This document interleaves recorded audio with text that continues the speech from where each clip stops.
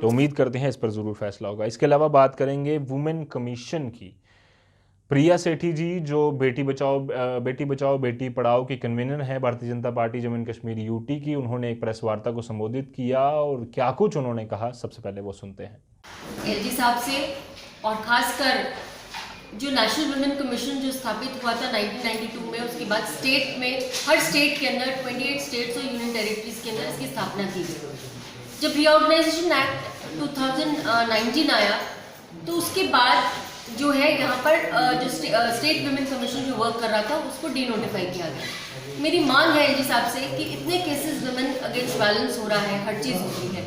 आपसे सिर्फ इतना ही निवेदन है कि आप दोबारा से इसको नोटिफाई किया जाए। और 1 साल हो गया है, हमने देखा है कि क्राइम अगेंस्ट वुमेन बढ़ रहा है, प्रोटेक्शन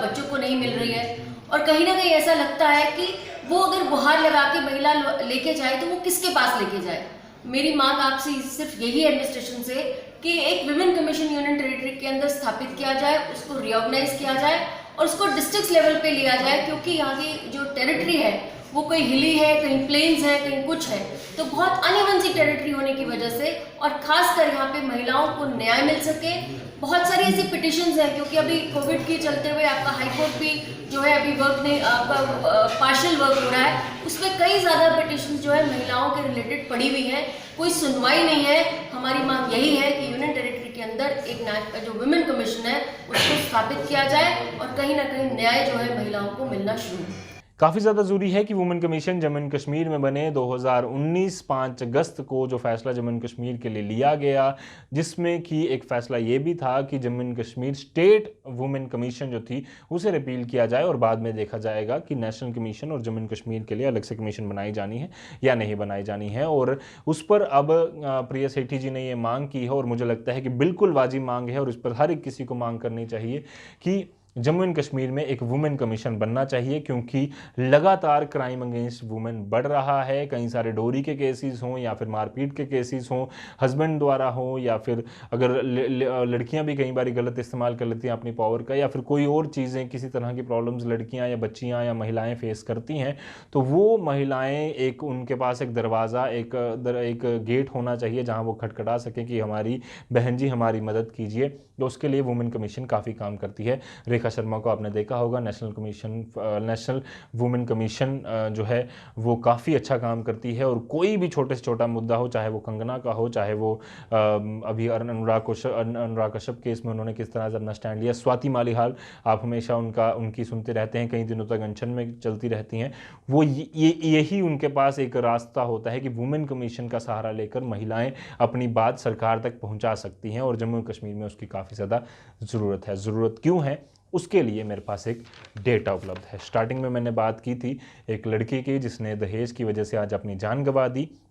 उसी से जुड़ा कुछ डेटा आज मेरे पास मौजूद है। एनसीआरबी की रिपोर्ट है, मेरा नहीं, अपना बनाया हुआ नहीं, एनसीआरबी नेशनल क्राइम जो रिपोर्ट आती है हमेशा हर साल, उसका एक रिपोर्ट है, ब्यूरा है पूरा, और उसके मुताबिक 3069 केसेस जो रिपोर्ट हुए हैं पिछले साल, उनमें से सिर्फ और सिर्फ 1579 मामलों पर ही की इन्वेस्टिगेशन हुई है। इसके अलावा आधे से ज़्यादा जो मामले हैं उस पर इन्वेस्टिगेशन ही नहीं हुई, यानी कि केस दर्ज हुआ, महिलाओं ने अपनी रिपोर्ट लिखवाई, बट उसके बाद केस आगे नहीं बढ़ा, इन्वेस्टिगेशन नहीं हुई, जिसका एक कारण ये भी रहा कि लॉकडाउन भी था। बट इसके अलावा भी हमारे जम्मू एंड कश्मीर में थोड़ा सा जो कमज़ोरी जो देखी जा रही है हमारे जुडिशरी सिस्टम में, उसका फ़ायदा उठाकर कई सारे मर्द, कई सारे जो परिवार वाले लोग हैं वो बेटी को, महिलाओं को, अपनी बहुओं को ज़रूर तंग करते हैं। तो इसलिए इस पर ज़रूर सख्त से सख्त कार्रवाई होनी चाहिए और इस पर ज़रूर एक होना चाहिए कि 3000 का छोटा सा डेटा को लेकर बाद में इतना बड़ा डेटा जो बन जाता है वो नहीं बने, साथ ही साथ उसकी इन्वेस्टिगेशन हो। अगर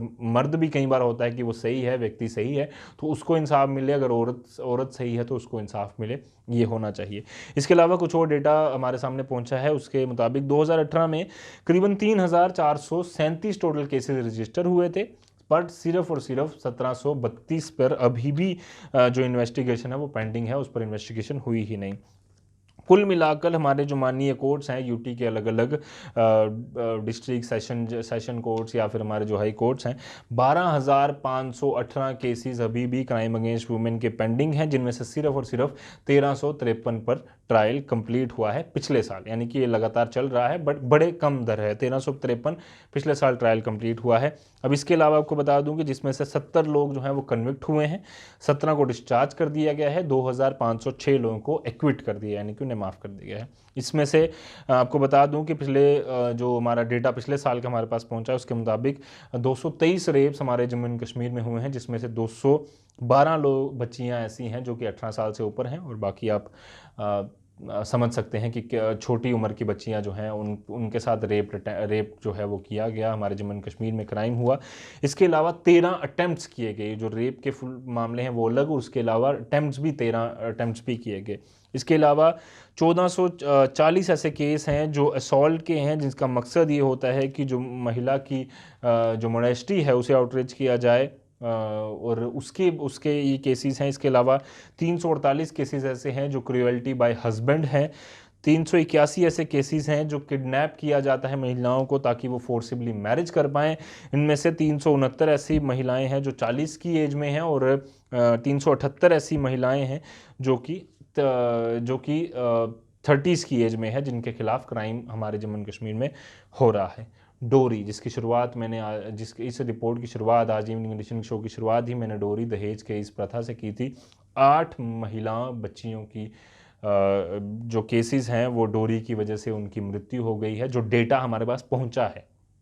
2020 में ये डेटा ज़्यादा है क्योंकि लगातार हम जीएमसी से भी खबरें देख रहे हैं, बट कई बार ऐसा होता है, ये 8 तो डेटा हमारे पास ऑन रिकॉर्ड है, बट ऐसा डेटा हमारे पास उपलब्ध ही नहीं हो पाता, जो कई जगहों पर परिवार वाले डरते हैं कि डोरी हमने जो दी थी वो हमारी भी गलती थी, या फिर महिलाएं इतनी डरती हैं कि उनको शायद मारा पीटा ना जाए उनके घर में, तो इसकी वजह से वो रिपोर्ट ही नहीं कराते। परिवार वाले डरते हैं कि अगर हमने बता दिया कि हमारी बेटी की जान इसकी वजह से गई, या फिर मेरी बेटी को मारा जाता है तो शायद समाज में बदनामी ना हो जाए, इसकी वजह से कई सारे लोग रिपोर्ट ही नहीं कराते, जिसकी वजह से प्रॉब्लम ये होती है कि उन्हीं लोगों को जो ये क्राइम करते हैं उनको शैम मिलती है, उनको बढ़ावा मिलता है, और लगातार वो ये क्राइम्स करते रहते हैं। आज एक के साथ करेंगे, कल 2 के साथ करेंगे, और वो करते जाएंगे क्योंकि उनको आप लोग आगे आकर रिपोर्ट नहीं कर रहे। कृपया कर रिपोर्ट कीजिए। 8 मामले फिर भी बहुत बड़ी चीज़ है। जो लोग कहते हैं कोड अनकोड कि जम्मू एंड कश्मीर में क्राइम नहीं होता वुमेन के खिलाफ, वो गलत हैं, होते हैं।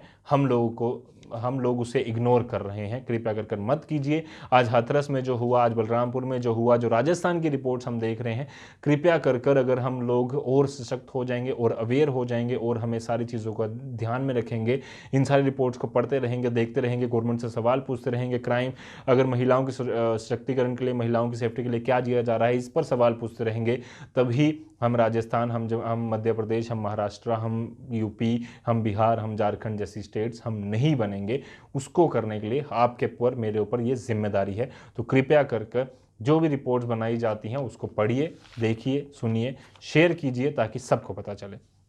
इसके अलावा साइबर बुलिंग, स्टॉकिंग और ब्लैकमेलिंग के कई सारे केसेस हमारे Jammu and Kashmir crime branch ने रिपोर्ट किए, जिसमें 6 ऐसे केसेस थे जिसमें कि महिला अगर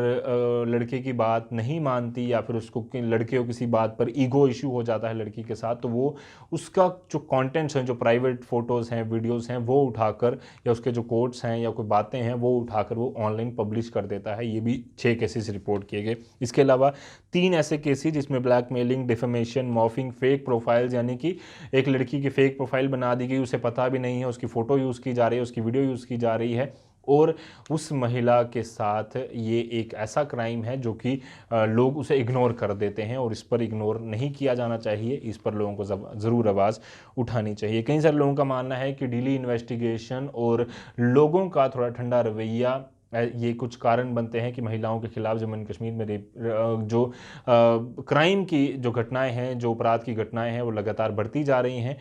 तो इसके लिए आप सबको ज़रूर सशक्त होना पड़ेगा, आप सबको कॉल करनी होगी,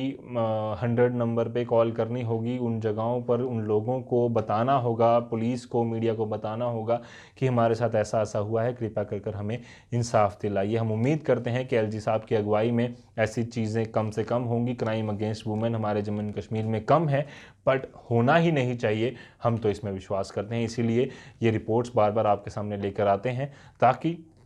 जो चीज़ें आज हम बाहर की स्टेट्स में देख रहे हैं, जो चीज़ वहाँ भी नहीं होनी चाहिए बट जम्मू एंड कश्मीर में नहीं हो, इसके लिए हमें प्रोएक्टिव, एक कहा जाता है कि प्रोएक्टिव, अगर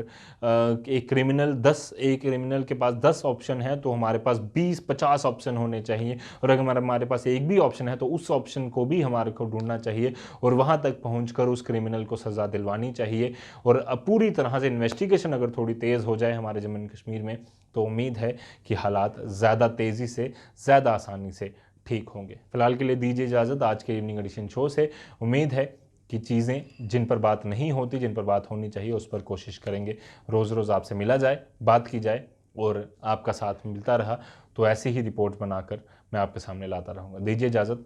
धन्यवाद।